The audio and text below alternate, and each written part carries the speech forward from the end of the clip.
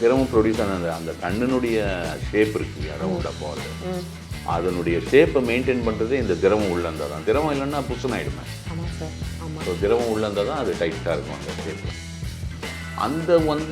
அந்த திரவம் அந்த செலரி செல்ஸ் ப்ரொடியூஸ் பண்ணிகிட்டே இருக்கும் உங்களுக்கு. அப்போ இதுக்கு நீங்கள் குளுக்கோமான்னு தெரிஞ்சிச்சுன்னா, இதை நீங்கள் இக்னோர் பண்ணிங்கன்னா உங்களுக்கு இந்த ரெட்டினைட்டிஸ் பிக்மெண்டோசா, விட்ரோரெட்டினல் டிசீசஸ் மாதிரி இந்த ப்ரெஷர், இந்த அழுத்தம், இந்த திரவத்தின் அழுத்தம் என்ன அப்படின்னா லேசர் கரெக்ஷன். இப்போ இல்லைங்க எனக்கு இது எனக்கு அன்கம்ஃபர்டபுளாக இருக்குது, டெய்லி நான் மறக்காமல் போடணும், புரியுதுங்களா, எனக்கு இந்த ட்ராப்ஸ் போடுறதே வேணாம், எனக்கு இதுக்கு வேறு ஏதாவது சொல்யூஷன் கொடுங்க அப்படின்னு கேட்குறவங்களுக்கு அந்த இது அப்படி அந்த மாதிரி பண்ணிட்டீங்கன்னா நீ ட்ராப்ஸ் போட வேண்டாம். இந்த லேசர் அறுவை சிகிச்சை மூலியமாக இந்த குளுக்கோமாவை சரி செய்து கொள்ள முடியும். முக்கால்வாசி பேர் என்ன நினைப்பாங்கன்னா, இந்த மாதிரி பிரச்சனை வந்தால் நான் டாக்டர்கிட்டலாம் போக மாட்டேன்.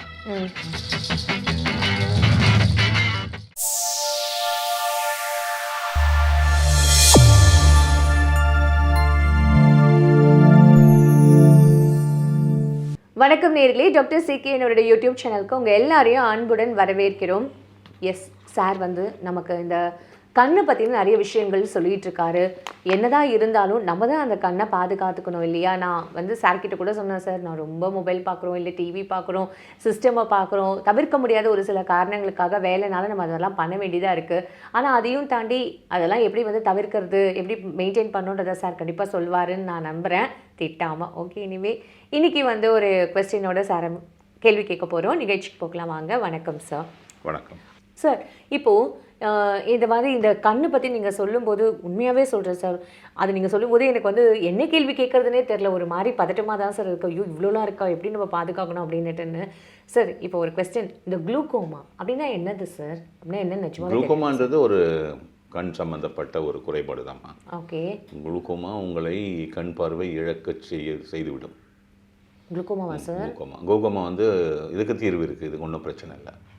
குளுக்கோமா கண்ணுக்குள்ளே நம்ம அனாட்டமி பற்றி பேசும்போது ஒரு திரவம் இருக்குது இல்லையா, அந்த செலரி பாடின்னு ஒன்று இருக்கும், செலரி செல்ஸ், அதுதான் அந்த லென்ஸை பிடிச்சிட்டு இருக்கும், அவங்க தான் அதை ப்ரொடியூஸ் பண்ணினே இருப்பாங்க. சரி. உடலுக்குள்ளே இருக்கிற எந்த திரவமுமே பர்மனெண்ட்டாலாம் இருக்க முடியாது. எல்லாத்துக்குமே ஒரு லைஃப் ஸ்பேன் இருக்குது. ஓகே. எப்படி ஒரு மார்க்கெட்டுக்கு போனால் ஷெல்ஃப் லைஃப் பார்த்து தானே வாங்குறீங்க, எக்ஸ்பைரி ஆயிடுச்சான்னு பார்க்குறீங்கல்ல, அதே தான் உள்ள. ஸோ திரவம் ப்ரொடியூஸ் ஆன அந்த கண்ணினுடைய ஷேப் இருக்கு இல்லையா, ரவுண்டாக பால், அதனுடைய ஷேப்பை மெயின்டைன் பண்ணுறதே இந்த திரவம் உள்ள இருந்தால் தான். திரவம் இல்லைன்னா புஷன் ஆகிடுமே. ஆமாம் சார், ஆமாம். ஸோ திரவம் உள்ள இருந்தால் தான் அது டைட்டாக இருக்கும் அந்த ஷேப்பில். அந்த திரவம் அந்த செலரி செல்ஸ் ப்ரொடியூஸ் பண்ணிகிட்டே இருக்கும் உங்களுக்கு. அப்போது ஜாஸ்தியானே போகுமே, இடம் வேணுமே. சரி. அங்கே ஒரு ட்ரெயின் கெனால் இருக்குது. அது கண்ணுக்குள்ளே சொல்கிறீங்களா? ஆமாம், எல்லாமே உள்ள ஒரு ட்ரெயின் கெனால் வழியாக வெளியே போயிடும். இது ப்ரொடியூஸ் ஆகும், அது ஒரு ரொட்டேஷன். அது இல்லைன்னா இப்போ உங்களுக்கு திரவம் ஜாஸ்தி ஆகிடுமே. கரெக்டு தான் சார். ஸோ பழைய இப்போ ஒரு புது திரவம் வர அந்த பழைய திரவம் வெளியே போயிட்டே இருக்கும். இது கண்டினியூஸ் ப்ராசஸ். இது எப்படி செரிப்ரோ ஸ்பைனல் ஃப்ளூயிட் இருக்குல்ல, பிரெயினையும் தண்டுவடத்தும் அந்த கேசிங்கில் ஃபுல்லாக செரிப்ரோ ஸ்பைனல் ஃப்ளூயிட் இருக்கும். அதை சுற்றி தண்டுவடம் அந்த பாம்பு மாதிரி இருக்குல்ல, அதை சுற்றி அப்படியே ஸ்டெம்மு அப்படியே பிரெயினை சுற்றி அந்த திரவம் இருக்கும். அந்த திரவத்தோடு தான் பிரெயினுக்கும் தண்டுவடத்துக்கும் கான்டாக்ட், எலும்பு கூட கிடையாது. புரிஞ்சுங்கண்ணா? புரியுது. அது அது அது அந்த திரவம் தான் எலும்பு தொட்டுன்னு இருக்கும்.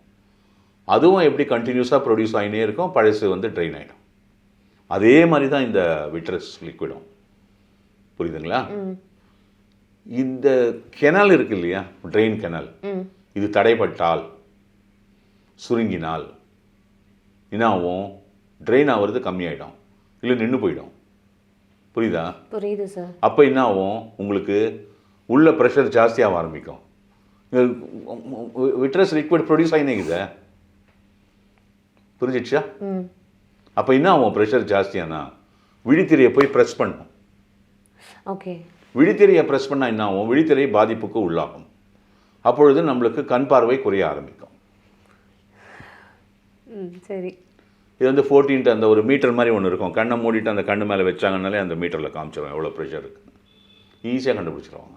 இதெல்லாம் நிறையா இருக்குது. ஆமாம், சும்மா உன்னை படுக்க வச்சுட்டு கண்ணை மூடுமா அப்படின்ட்டு கண் அது மேலே லேசாக இப்படி ஒரு அழுத்த அழுத்தினா லேசாக ஒரு அழுத்த அழுத்துவாங்க, அந்த மீட்டரில் வந்துடும் எவ்வளோ ப்ரெஷர் இருக்குது அப்படின்னு. ரொம்ப சின்ன இன்ஸ்ட்ருமெண்ட், அது ரொம்ப அழகாக வேலை செய்யும். 14லேருந்து 21க்குள்ளே காட்டணும் அது. ஓகேயா, 21க்கு மேலே போனால் உங்களுக்கு வந்து நல்லதில்லை. இப்போ இந்த குளுக்கோமா வந்தவங்களுக்குலாம் என்ன ஆகும்னா கண்ணு பெயின் ஆகும், கண்ணு மட்டும் கொஞ்சம் வலி தென்பட ஆரம்பிக்கும். ஒரு கண்ணில் இருக்குன்னா ஒரு கண் அந்த வலி இருக்கும், 2 கண்ணிலையும் இருக்குன்னா 2 கண்ணிலையும் ஒரு வலி தெரியும், ஒரு பெயின் வந்துடும். அந்த பெயின் வந்தாலே நீ உஷாராயிடணும். ஹெட்டேக் வேறு, கண் வலி வேறு. ஓகே, கண் வந்து வெளியில் இருக்கும், கண்ணு நீ அந்த மாதிரி வலி மாதிரி நேரத்தை தொட்டு பார்த்தா ரொம்ப கல் மாதிரி இருக்கும். அப்போ நீ உடனே ஆப்தால்மாலஜிக்கிட்ட போயிடணும், கண் டாக்டர்கிட்ட போயிடணும். சார் கண் வலிக்குது, ஓப்பனாகவே கேட்கலாம், எனக்கு ப்ரெஷர் செக் பண்ணிவிடுங்க, குளுக்கோமா இருக்கான்னு டவுட்டாக இருக்குன்னே கேட்கலாம். உடனே படுக்க வச்சு செக் பண்ண 1 நிமிஷம் கூட, ஒரு அரை செகண்ட் ஆகும். தெரிஞ்சவங்க கேட்பாங்க, தெரியாதவங்க என்ன. அதுதான் இப்போ இந்த ப்ரோக்ராம் பார்த்தீங்கன்னா போய் நீ கேட்டு பண்ணிங்கன்னா கரெக்டாக இருந்தால் இல்லைப்பா கரெக்டாக இருக்குது, இது வேறு ஏதோ ரீசன்னு உங்களுக்கு ப்ரெஷர் ஜாஸ்தியாக இருந்தால் எஸ். அப்போ வந்து இதுக்கு நீங்கள் குளுக்கோமான்னு தெரிஞ்சிடுச்சுன்னா இதை நீங்கள் இக்னோர் பண்ணிங்கன்னா உங்களுக்கு இந்த ரெட்டினைட்டிஸ் பிக்மெண்டோசா, விட்ரோ ரெட்டினல் டிசீசஸ் மாதிரி இந்த ப்ரெஷர், இந்த அழுத்தம், இந்த திரவத்தின் அழுத்தம், திரவம் அதிகமாக உள்ளே கூடுவதனால் ஏற்படக்கூடிய அந்த திரவத்தின் அழுத்தம் உங்களுக்கு அந்த விழித்திரையை தாக்கக்கூடும். விழித்திரையை தாக்கி விழித்திரையை சிறிது சிறிதாக சேதப்படுத்திவிடும், சிதைவாக்கிவிடும். அப்போ நம்மளுக்கு விழித்திரை எந்த அளவுக்கு பாதிக்கப்படுகிறதோ அந்த அளவுக்கு நமக்கு பார்வை குறைபாடு ஏற்படும். குளுக்கோமாவை நீ கண்டினியூஸாக விட்டினா பிளைண்ட் ஆகிடுவேன்.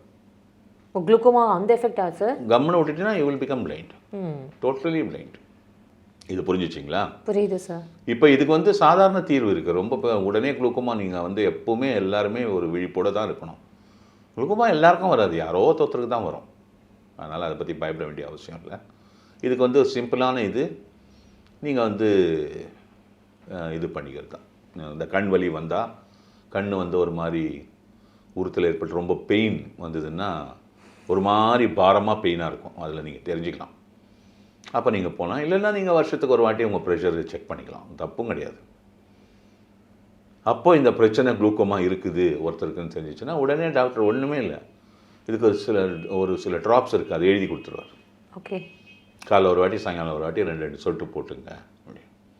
அந்த 2 சொட்டு போட்டுக்கினா போதும். அந்த இது என்ன பண்ணணும்னா அந்த ஐ ட்ராப் என்ன பண்ணணும்னா போயிட்டு அந்த ட்ரெயின் கனால் இருக்குல்ல அதை கொஞ்சம் ஃப்ரீ பண்ணி விடும்.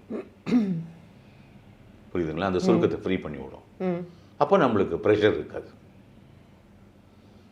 ஓகே, இதை வந்து நீங்கள் மறக்காமல் பண்ணணும். ஓகே, இது வந்து ஒரு வாரம் 10 நாள் பழகுனீங்கன்னா உங்களுக்கு வந்துடும், மறக்க மாட்டீங்க.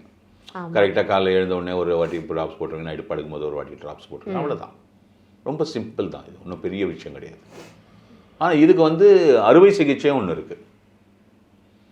என்ன அப்படின்னா லேசர் கரெக்ஷன். இப்போ வந்து இல்லைங்க எனக்கு வந்து இது எனக்கு அன்கம்ஃபர்டபுளாக இருக்குது, டெய்லி நான் மறக்காமல் போடணும், புரியுதுங்களா, எனக்கு இந்த ட்ராப்ஸ் போடுறதே வேணாம், எனக்கு இதுக்கு வேறு ஏதாவது சொல்யூஷன் கொடுங்க அப்படின்னு கேட்குறவங்களுக்கு அந்த இது அப்ளிகபிள் ஆகும். அப்பெல்லாம் கேட்பாங்களா சார்? கேட்குறவங்க நிறைய பேர் இருக்காங்க.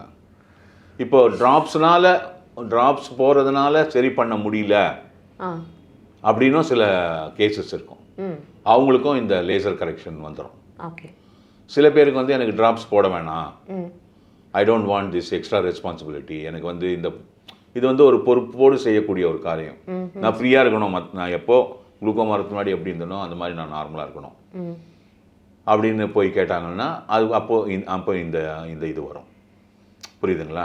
I don't want to depend on drops, எனக்கு உங்களுக்கு லேசர் இது இருக்குல்ல அது எனக்கு பண்ணி கொடுத்துருங்க அப்படின்னு பேஷண்ட் கேட்டால் பண்ணுவாங்க. ஓகே, பண்ணிவிட்டு இல்லை சிலது வந்து ட்ராப்ஸு கொடுத்தா கூட வந்து அவ்வளோ எஃபெக்ட் இல்லைன்னு வரும்பொழுது ஒரு சுச்சுவேஷன் வந்தாலும் பண்ணுவாங்க. என்ன பண்ணுவாங்கன்னா உங்களை சின்ன ப்ரொசீஜர் தான், லேசரில் அந்த கெனலை பெருசு பண்ணி விட்ருவாங்க, அந்த ட்ரெயின் கெனல் இருக்குல்ல அதை பெருசு பண்ணி விட்ருவாங்க. ஓகே, அப்போ ஆட்டோமேட்டிக்காக உங்களுக்கு ஃப்ரீயாக போகும். பழைய மாதிரி ஆயிடுச்சுன்னா உங்களுக்கு பிரச்சனை இல்லை. அப்புறம் அவங்க சொல்லுவாங்க 6 months ஒரு வாட்டி, ஒரு வருஷத்துக்கு ஒரு வாட்டி ஒரு இவாலுவேஷன் எடுத்துங்க, திருப்பியும் சுருங்காமல் இருக்குதான்னு பார்த்துக்கிறதுக்காக. அந்த மாதிரி பண்ணிட்டீங்கன்னா நீ வந்து ட்ராப்ஸ் போட வேண்டாம். ஓகே, இந்த லேசர் அறுவை சிகிச்சை மூலியமாக இந்த குளுக்கோமாவை சரி செய்து கொள்ள முடியும். முக்கால்வாசி பேர் என்ன நினைப்பாங்கன்னா இந்த மாதிரி பிரச்சனை வந்தால் நான் டாக்டர்கிட்டலாம் போக மாட்டேன், நான் வந்து எனக்கு ஒன்றும் ஆகாது, எங்கள் குடும்பத்திலேயே யாருக்கும் கண் பிரச்சனையாக வந்தது கிடையாது, இந்த மாதிரிலாம் ஒரு அடமெண்ட் திங்கிங் ஒன்று இருக்குது நிறைய பேர்கிட்ட, ஒரு விழிப்புணர்வு இல்லாத.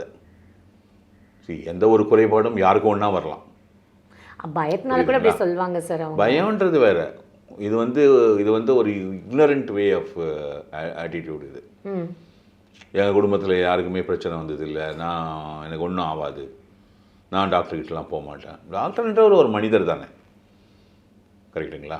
அவர் ஒன்றும் வெளி கிரகத்துலேருந்து வரலையே. நம்மளுக்குள்ளே இருக்கிறதுல ஒரு 10 பேர் தானே டாக்டர் படிச்சுட்டு டாக்டராக உட்காந்துருக்காங்க அந்த சேவை செய்கிறதுக்கு. அவங்கக்கிட்ட போகிறதுல ஒன்றும் தப்பு இல்லையே. மருத்துவம்ன்றது புனிதமான தொழில் ஆகிடுது இல்லையா? அப்படி இருக்கும்போது நீங்கள் போயிட்டு உங்களுடைய குறைபாடை நீங்கள் சரி பண்ணிக்கிறது நல்லது இல்லையா? நன்மை தானே பயக்கும் அது. இதில் ஒன்றும் நம்ம போய் ஒன்றும் பெரிய சர்ஜரியோ நம்ம பண்ணி ப்ரெஷரை செக் பண்ண போகிறோம். ப்ரெஷர் இல்லைன்னா சந்தோஷம், ப்ரெஷர் இருந்ததுன்னா இன்னும் ஒரு ஐ ட்ராப் எழுதி கொடுக்க போகிறாரு, அவ்வளோதான். அவர் என்ன ஃபீஸோ அதை கொடுத்துட்டு வர போகிறோம். ஐ ட்ராப் நம்ம காசு கொடுத்து வாங்கிக்க போகிறோம். அதை நம்ம ரெகுலராக வச்சுருப்போம். இன்னும் உன் பெட்டு பக்கத்தில் வச்சுன்னா முடிஞ்சு போச்சு. காலையில் எழுந்து எல்லாம் குளிச்சுட்டு ஒரு 2 ட்ராப் போட்டுக்க, நைட்டு படுக்கும்போது 2 ட்ராப் போட்டு, இவ்வளோ தானே மொத்தம்.